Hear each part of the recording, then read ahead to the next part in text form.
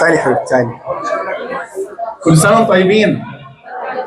يعني اعتقد ان انتوا كلكم متجمعين على حاجة واحدة بس، اللي هي ايه؟ حب العذراء.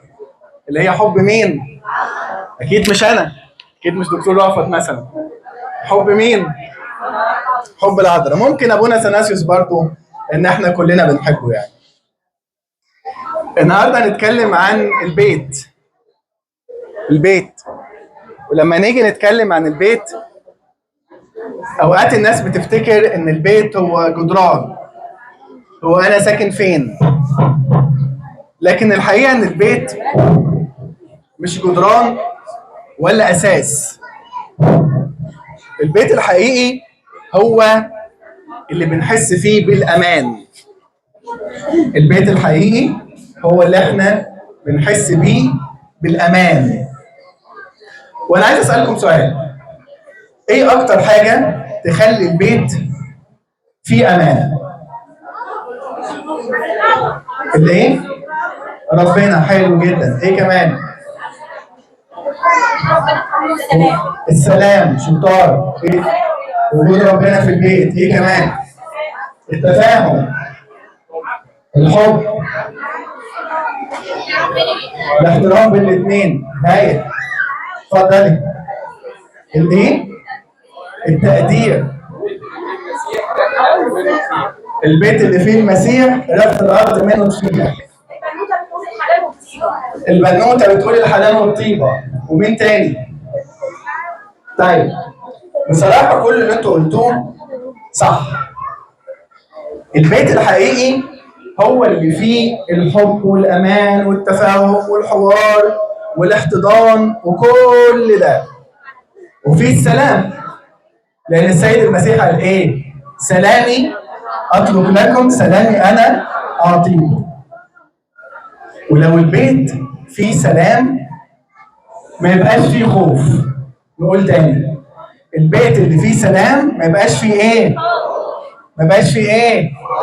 خوف. طب يخاف من ايه؟ يعني ممكن الست تبقى قاعده في بيتها مع جوزها وهي خايفه؟ لا. ايوه ممكن. لخبطوني. ايوه ولا لا ولا ممكن؟ الثلاثه صح. ايوه لا ممكن. صح ولا لا؟ الثلاثه صح. طب امتى يكون في خوف؟ الخوف من الرفض. يعني انا علشان جوزي يحبني لازم مثلا اعمل له كوارع مثلا، لازم اعمل له مش عارفه ايه. الولد علشان يبقى امه وابوه بيحبوه لازم يطلع الاول، ولازم حبيب ماما يقعد مؤدب، والا ما يبقاش محبوب. يبقى اذا كل دي خوف. طب لو انا حسيتها في البيت، البيت مش هيبقى فيه امان. لو ابني طول الوقت حاسس ان انا علشان ترضى عني لازم اطلع الاول. في مره جت قالت لي انا ضيعت ابني يا دكتور. قلت لها ليه؟ قالت لي في مره جاب درجات قليله وجيت قلت له انت مش نافع وبصراحه انت فاشل. بعدها الولد كل ما تقول له ذاكر ولا اعمل حاجه يقول لها طب وليه؟ ما انا فاشل. فبدا الولد يقتنع ان هو فاشل. يعني انت لو فضلت تقول لابنك طول الوقت يا فاشل يا فاشل هيصدق انه ايه؟ فاشل. صح ولا لا؟ لكن لو الام دي قالت له انا عارفه انك حاولت بس انا فخوره بيك، النتيجه كانت هتختلف تماما. طب سؤال، ايه اللي يخلي البيت ما يبقاش فيه امان يتحول للخوف؟ المشاكل. برافو. ايه تاني؟ الايه؟ دخول ابليس. ماشي. طيب اول حاجه الصوت العالي. الست صوتها يجيب اخر الشارع. والراجل يروح يقفل البيبان ويقفل الشبابيك عشان الجيران ايه؟ ما تسمعش او يمشي خالص. واحيانا زي واحد كان كل ما مراته تصوت في العيال يروح يطلع يقف في البلكونه علشان الجيران لما يشوفوه يقولوا بتزعق في العيال مش فيه هو. ففي مره واحد من الجيران قال له ايه؟ قال له مش كل مره هتجري منها في البلكونه كده. واجهها مره. فالصراخ المستمر والصوت العالي بيدي عدم امان. في ناس بتحب الهدوء في البيت، والولاد اللي بيصحوا او بيتولدوا على صوت صراخ ابوهم وامهم هيطلعوا تعبانين نفسيا، هيطلعوا صبيين. يعني مثلا لما مثلا الولد يشوفك بتشد في شعرك هيعمل ايه؟ هيشد في شعره، صح ولا لا؟ هيجيب الهدوم، مش يجيب هدوم كده يعني. لكن الولد لما يشوف امه وابوه هاديين يتعصب ليه؟ هيبقى هادي. تيجي مثلا الام تقول لك انا الولد بصراحه عنيد، اصل الولد عصبي، بس بصراحه العصبيه. طب ما خلاص. يبقى مين اللي محتاج يتعالج هنا؟ الام. لانك انت لو عالجت الولد والام زي ما هي هيحصل ايه؟ الولد هيبوظ تاني. يبقى اذا الصوت العالي، تمام؟ اتنين العنف، العنف اللفظي، الكلام يعني. في ست بتشتم، في امهات بتشتم. وخلي بالكم مشكلة الست او معظم الستات الصوت العالي. زمان داوود النبي في مرة كان جاي وفرحان وجاي، عارفين تابوت العهد؟ تابوت العهد ده كان جاي فرحان جدا. فمن كتر الفرحة وقف قدام تابوت العهد قاعد يعمل ايه؟ يرقص. فشافته ميكال اللي هي بنت شاول، راحت قالت له ايه؟ ما كان اكرم ملك اسرائيل حينما تكشف اليوم في اعين عبيده مثلما تكشف احد السفهاء. يعني بتقول له ايه؟ سامعيني ولا؟ بتقول له ايه؟ بتقول له ان انت بقيت زي السفهاء قدام عبيدك.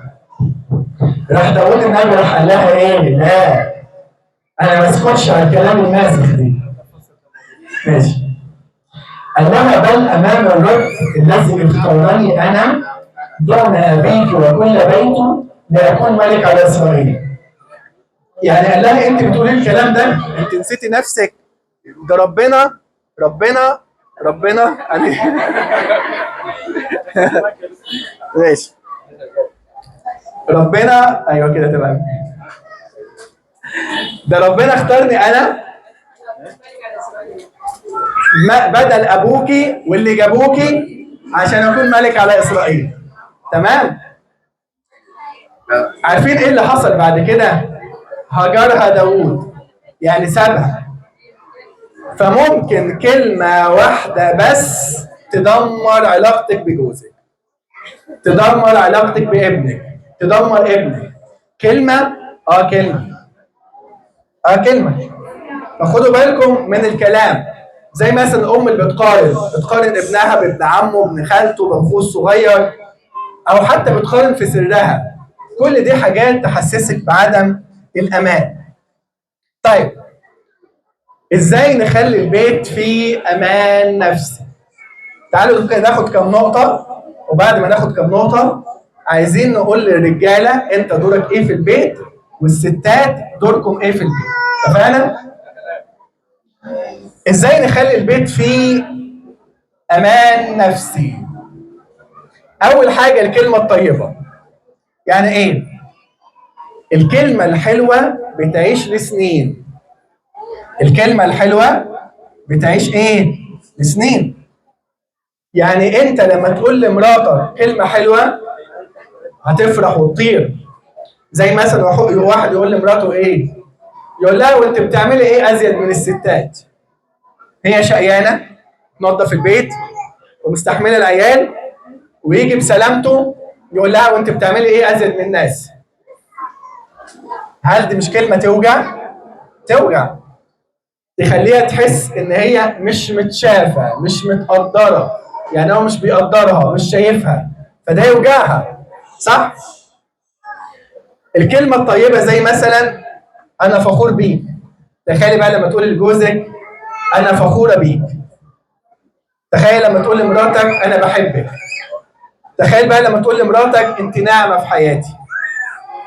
الست لما تسمع الكلمه دي والراجل لما يسمع الكلمه دي هينبسط ولا مش هينبسط؟ هينبسط، صح ولا لا؟ يبقى اول حاجه في الامان الكلمه الحلوه. تاني حاجه اللمسه الحلوه، طبطبه، الحضن. على فكره الحضن اقوى ولا النصيحه؟ الحضن. بس كم واحد فيكم بيحضن وكم واحد فيكم بينصح؟ كله بينصح، لكن محدش بيحضن، صح ولا لا؟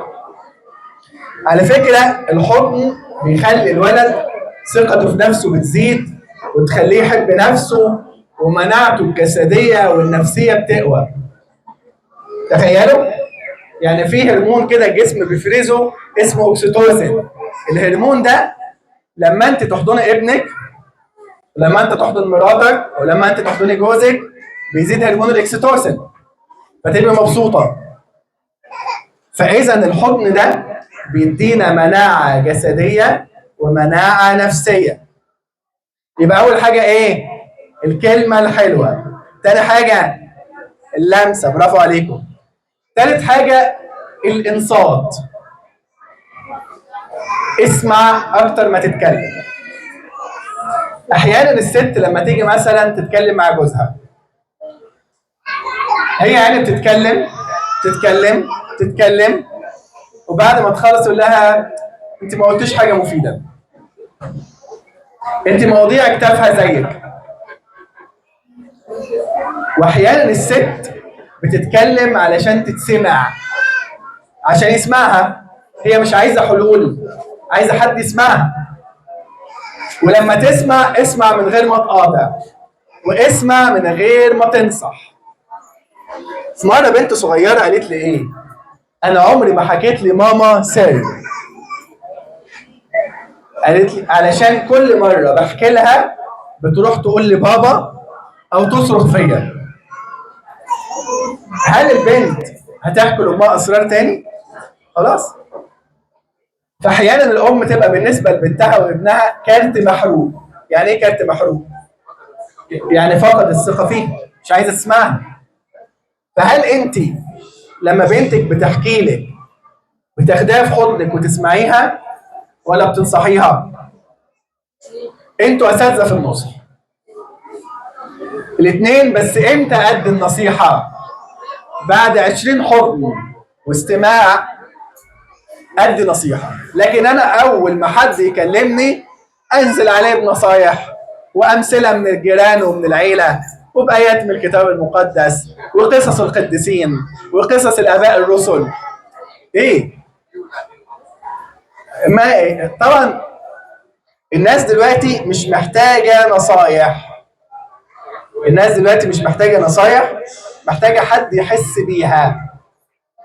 كم حاجه لحد دلوقتي؟ 3.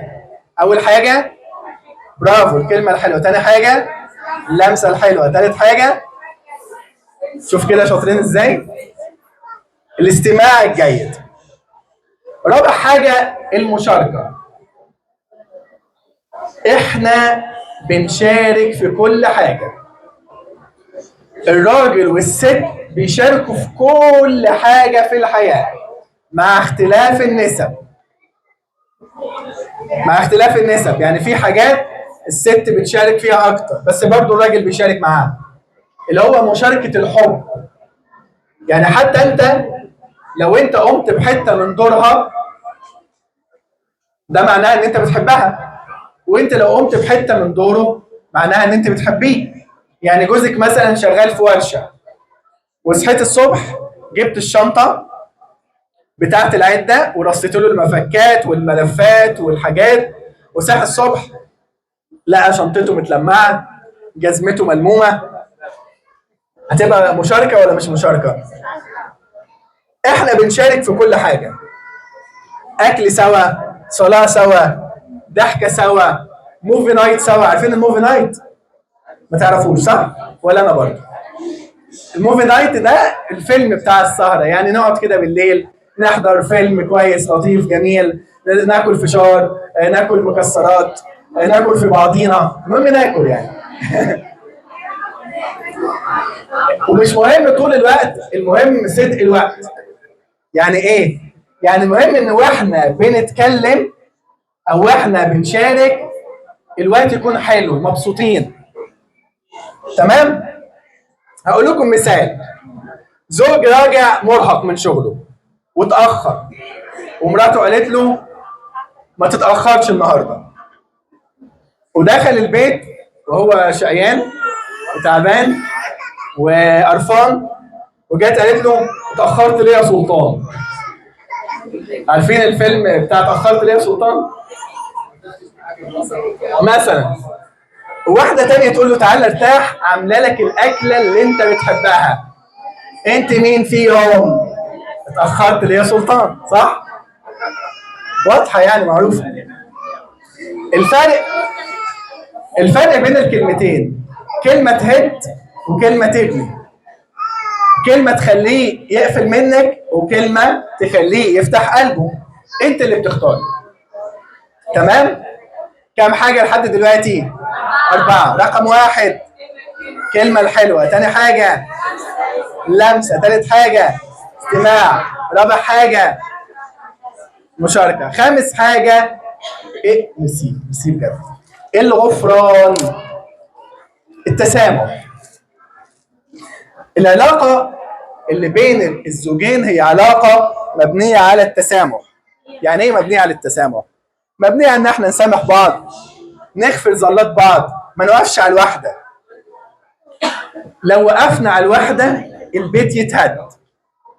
في راجل طول الوقت ناقد، دي مش مهتمه بالبيت، دي مش مهتمه بالعيال، دي بتنسى مش عارف تطفي النور، دي بتنسى البوتاجاز، يخليها تبص وراها. في ناس كده معقده، ولما تيجي تكلمه يقول لك وانا بقول كده ليه؟ ما هو عشان عايزها تبقى كويسه. لا، حضرتك اللي محتاج تتعالج، لان طبيعه الانسان انه يغلط واحنا نسامح ونغفر. هكذا ابنك وبنتك، لو فضلت وقفتي له على الواحده وما سامحتوش في الغلطه هيحصل ايه؟ هتتعبيه نفسك. اخر حاجه نراجع ال5. 1 الكلمه الحلوه، 2 لمسه حلوه، 3 استماع، 4 5 برافو الغفران. طب انت يا سيدي الرجاله دورك ايه في العلاقه؟ ايه دور الراجل عشان انت تاخد الهوم ورك بتاعك، الواجب بتاعك، وتاخده وتروح، وانت بعد كده تاخد الواجب بتاعك وتروح. دور الراجل في الاسره حط بين قوسين الامان. الامان كله امان، اللي جاي كله امان. اول حاجه الامان العاطفي، يحسس مراته انها محبوبه مقبوله زي ما هي ومن غير مجهود. ما يجيش يقول لها انت تخنت كده ليه؟ بعد كده يروح يقول لي مثلا العيال امكم هي شاطره كده، حطها في حله محشي تقوم من غيرها. عادي؟ ده كان عادي ماشي. الامان العاطفي، واحد دايما يشوف عيوب مراته، واحد يقول لها ايه؟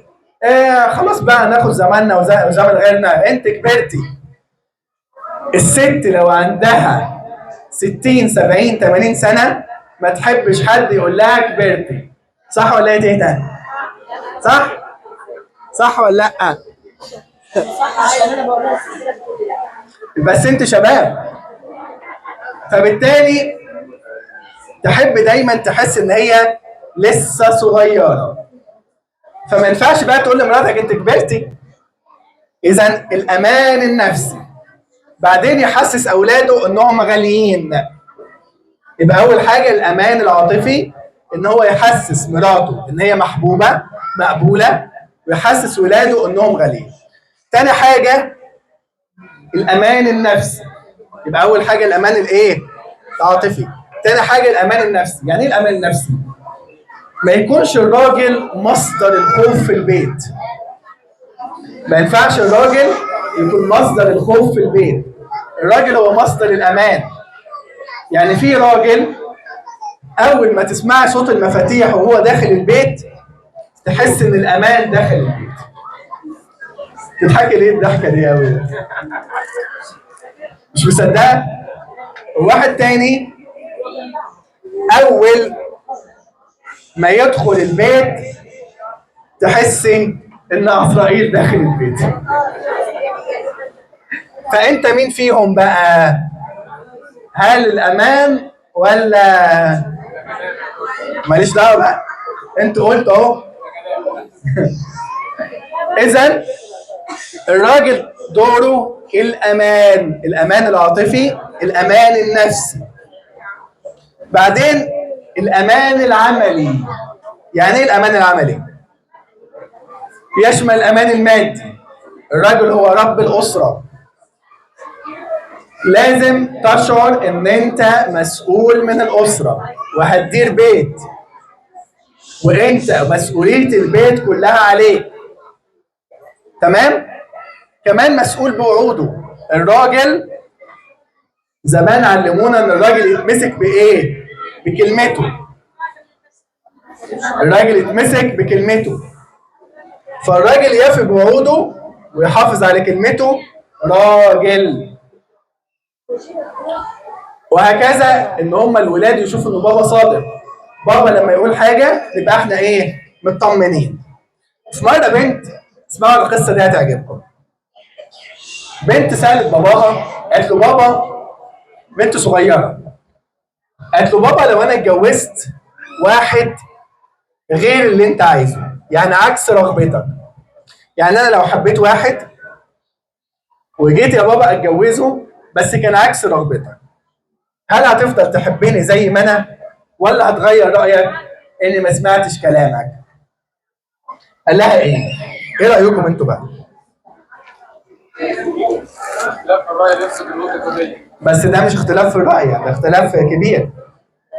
اول مره ما تردوش، احترتوا صح؟ الاب قال لها ايه؟ يا حبيبتي انا مقرر من اول ما انت اتولدتي ان احبك بلا شروط، فانا هفضل احبك حتى في الاختلاف وعمري ما اتخلى عنك.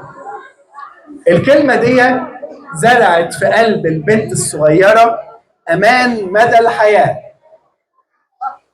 وعارفين في الاخر هتسمع كلام ابوها لان حست بالامان. طب دور المراه ونختم بيه ونروح. عرفت دورك يا سياده الراجل المحترم؟ نسمع بقى دور الست. دور المراه انها توفر للبيت الامان العاطفي والحنان. الام هي الحضن الاول. الحضن الاول هي بدايه الخليقه. يعني اول طفل اول ما الولد او البنت بيتولد بيشوف مامته في حضنها، بياخد منها الحنان والامان.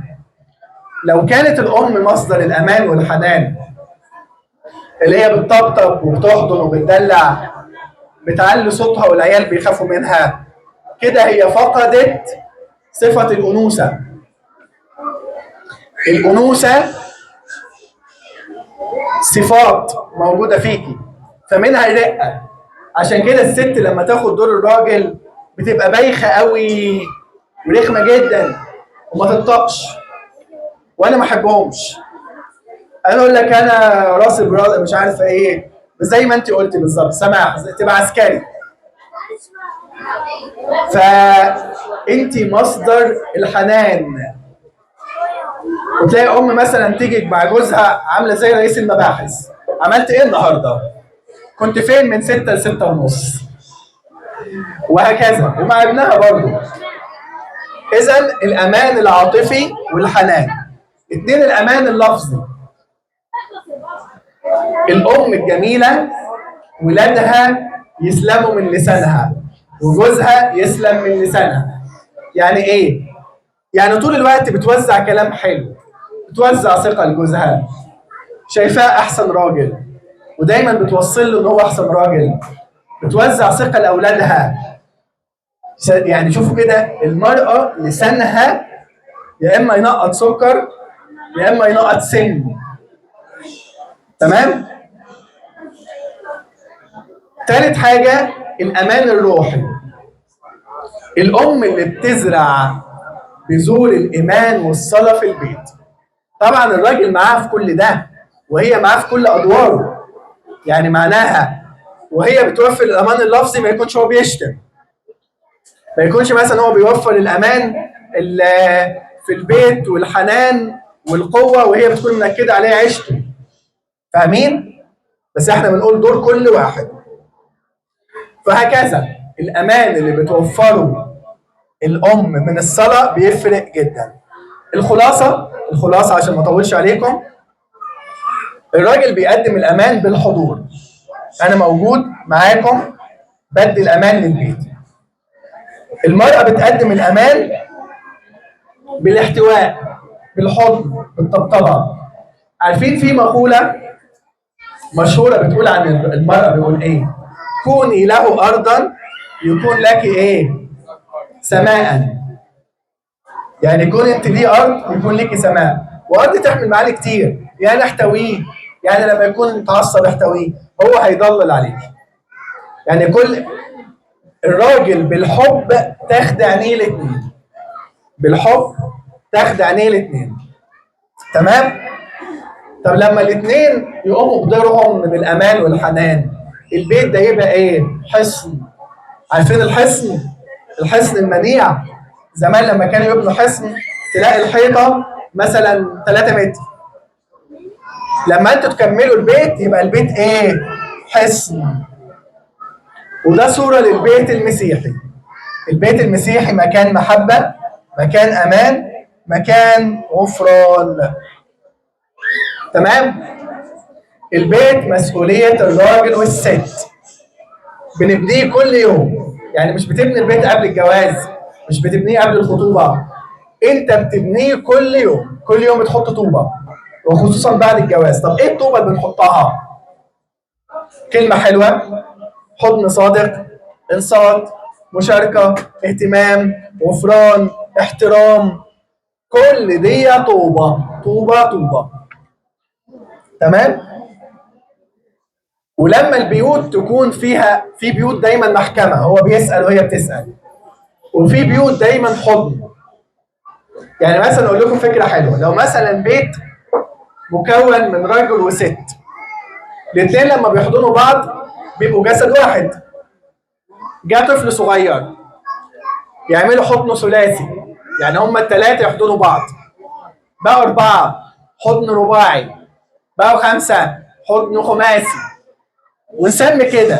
طب لو واحد مثلا غايب، الولد الكبير بس موجود، يلا نعمل حضن ثلاثي قبل ما ننام. طب مش عارف ايه، يلا نعمل حضن رباعي قبل ما ننام، وهكذا. كم واحد فيكم بيعمل كده؟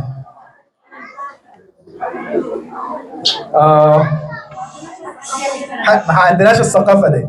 احنا بنقولها هنا عشان ايه؟ نتعلم الثقافه. برافو عليك. اذا نتعلم. ما يجيش في مره اوقات بيجي لنا راجل بنقنعه انه يحضن بنته، انه يحضن ابنه، يقول لك لا احنا كبرنا، احنا ما عندناش الكلام الماسخ ده. تقصد ايه بالكلام الماسخ دي؟ احنا صعايده. طبعا دي مالهاش علاقه بتقاليد ولا بصعايده، ده ليه علاقه بفكر راجعي وفكر متقدم. اخر حاجه هقولها لكم ونختم. بابا مش هيفتكر، الولاد مش هيفتكروا بابا الغني ولا ماما اللي كانت قويه، هم يفتكروا بابا اللي كان امان وماما اللي كانت حضن. بابا اللي كان امان وماما اللي كانت حضن. ربنا يبارك فيكم وفي كل بيت حاضر، ويخليه بيت مليان سلام وحب وامان. كل سنه وانتم طيبين.